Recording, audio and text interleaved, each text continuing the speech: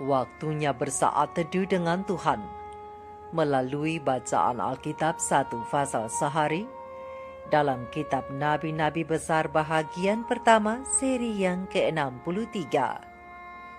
Kitab Yesaya pasal 63, penggenapan keselamatan dan syarat-syaratnya dengan perikop, hukuman pembalasan atas Edom, dan doa pengakuan dan permohonan Israel. Mari baca Alkitab, mari dengar Alkitab, dan mari lakukan apa yang Allah firmankan di dalam Alkitab. Maka iman dan pengharapanmu tidaklah sia-sia. Tuhan Yesus Allah Putra, Alfa dan Omega memberkati, dan Allah Roh Kudus akan menuntun untuk memahami. Salam kasih dan doa dari Rumah Produksi Endang Silitonga Tanjung Bible Audio Ministry. Mari memulainya dengan doa dalam hati.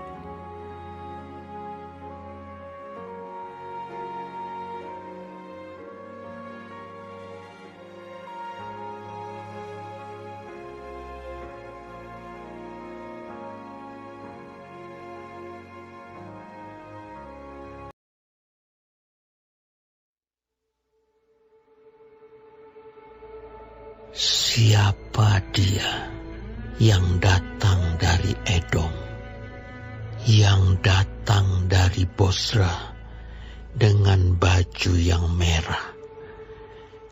Dia yang bersemarak dengan pakaiannya, yang melangkah dengan kekuatannya yang besar. Akulah yang menjanjikan keadilan dan yang berkuasa untuk menyelamatkan. Mengapakah pakaianmu semerah itu dan bajumu seperti baju pengirik buah anggur? Aku seorang dirilah yang melakukan pengirikan, dan dari antara umatku tidak ada yang menemani aku. Aku telah mengirik bangsa-bangsa dalam murkaku, dan aku telah menginjak-injak mereka dalam kehangatan amarahku. Semburan darah mereka memercik kepada bajuku, dan seluruh pakaianku telah cemar. Sebab hari pembalasan telah kurencanakan, dan tahun penuntutan bela telah datang. Aku melayangkan pandanganku, tidak ada yang menolong. Aku tertegun, tidak ada yang membantu. Lalu tanganku memberi aku pertolongan, dan kehangatan amarahku, itulah yang membantu aku.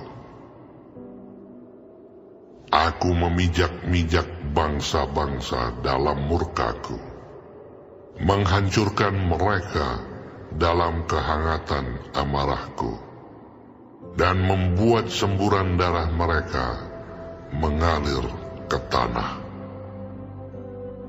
Aku hendak menyebut-nyebut perbuatan kasih setia Tuhan, perbuatan Tuhan yang masyhur, sesuai dengan segala yang dilakukan Tuhan kepada kita, dan kebajikan yang besar kepada kaum Israel yang dilakukannya kepada mereka sesuai dengan kasih sayangnya dan sesuai dengan kasih setianya yang besar. Bukankah Ia berfirman, sungguh, merekalah umatku, anak-anak yang tidak akan berlaku curang. Maka Ia menjadi juru selamat mereka dalam segala kesesakan mereka. Bukan seorang duta atau utusan, melainkan Ia sendirilah yang menyelamatkan mereka. Dialah yang menebus mereka dalam kasih-Nya dan belas kasihan-Nya. Ia mengangkat dan menggendong mereka selama zaman dahulu kala. Tetapi mereka memberontak dan mendukakan Roh Kudus-Nya. Maka Ia berubah menjadi musuh mereka, dan Ia sendiri berperang melawan mereka. Lalu teringatlah mereka kepada zaman dahulu kala, zaman Musa hamba-Nya itu. Di manakah Dia yang membawa mereka naik dari laut, bersama-sama dengan penggembala kambing domba-Nya? Di manakah Dia yang menaruh Roh Kudus-Nya dalam hati mereka, yang dengan tangan-Nya yang agung menyertai Musa di sebelah kanan, yang membelah air di depan mereka untuk membuat nama abadi baginya,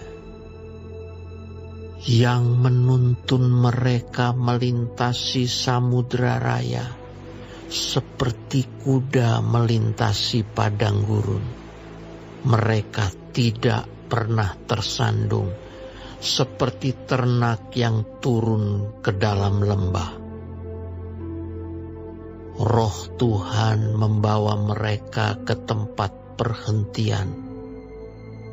Demikianlah Engkau memimpin umat-Mu untuk membuat nama yang agung bagi-Mu. Pandanglah dari sorga dan lihatlah dari kediaman-Mu yang kudus dan agung. Di manakah kecemburuan-Mu dan keperkasaan-Mu?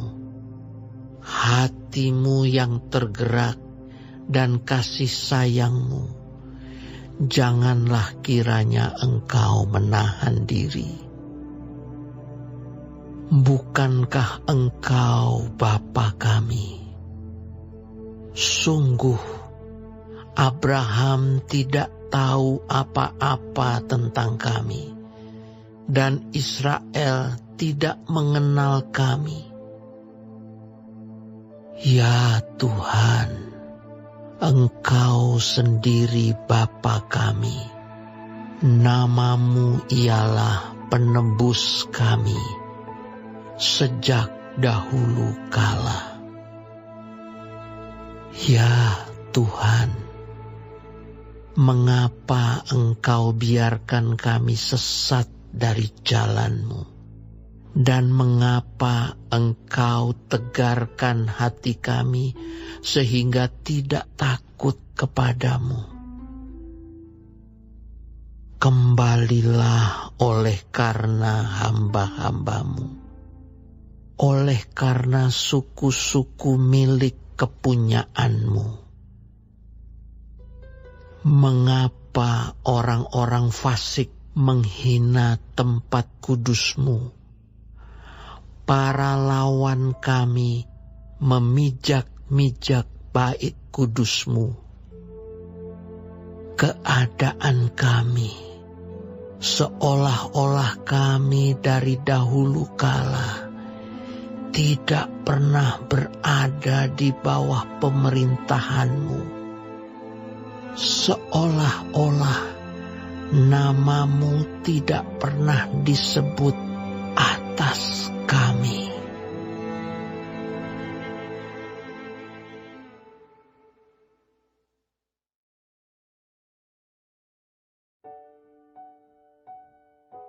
Kita telah menyelesaikan bacaan Alkitab 1 pasal sehari dalam kitab Yesaya pasal yang ke-63. Sedikit perenungan melalui pasal ini tentang penggenapan keselamatan dan syarat-syaratnya bahagian ke-8 yaitu jangan mendukakan Roh Kudus. Dengan ayat panduan perenungan, terang besar Alkitab Yesaya 63 ayat 10 dengan bunyi nas, tetapi mereka memberontak dan mendukakan Roh Kudusnya, maka ia berubah menjadi musuh mereka dan ia sendiri berperang melawan mereka. Sahabat-sahabat firman yang dikasihi oleh Tuhan di mana saja berada, Allah Israel adalah Allah yang berkarya melalui sejarah, khususnya dalam sejarah umat pilihannya Israel. Begitu banyak kasih sayang dan kebaikan Allah yang selalu mereka alami. Contoh, sewaktu mereka berada di bawah penindasan bangsa Mesir, harkat dan martabat mereka telah diangkat melalui pembebasan yang Allah lakukan, dan oleh anugerahnya yang besar, Allah yang penuh dengan kasih dan sayang itu telah menjadikan Israel sebagai umatnya. Bahkan ia memanggil mereka dengan sebutan anak. Ia memelihara mereka selalu dan menjadi juru selamat bagi mereka. Berdasarkan ayat yang ke-7 dan ayat yang ke-8 Yesaya pasal yang ke-63. Untuk itu, dengan segala kebajikannya yang besar, Allah tentu berhak untuk berharap bahwa bangsa yang telah dipilih itu akan menanggapi melalui integritas dan kesetiaan mereka kepadanya. Namun nyatanya mereka berlaku tidak setia dengan melawan kehendaknya sehingga mendukakan Roh Kudusnya berdasarkan ayat yang ke-10. Padahal Allah sendiri telah turun tangan menyelamatkan mereka berdasarkan ayat yang ke-9. Dan sebagai akibatnya, kasih sayang dan belas kasihan Allah tertutup bagi Israel. Pemberontakan mereka membuat Allah berbalik melawan mereka. Ini semua terjadi bukan karena Allah telah berubah dalam kasih setia. Oh tidak, tidak. Allah tidak pernah berubah. Sesungguhnya umat-Nya lah yang telah berubah setia. Sahabat-sahabat firman, Allah telah memberikan roh-Nya dalam hati umat-Nya untuk menginsafkan mereka akan dosa dan mau hidup seturut kehendak-Nya. Berdasarkan ayat yang ke-11 dan bandingkan dengan kitab Yehezkiel, pasal yang ke-36 ayat yang ke-27. Ini menunjukkan bahwa kehadiran Roh Kudus berguna untuk menuntun agar orang berdosa itu mau bertobat. Tetapi jika mereka dan jika juga kita tetap menolak untuk mendengarkan suara Roh Kudus, itu berarti mereka juga kita menolak untuk sungguh-sungguh bertobat dari kelakuan yang jahat. Dan itu berarti kita menolak anugerah keselamatan dari Allah.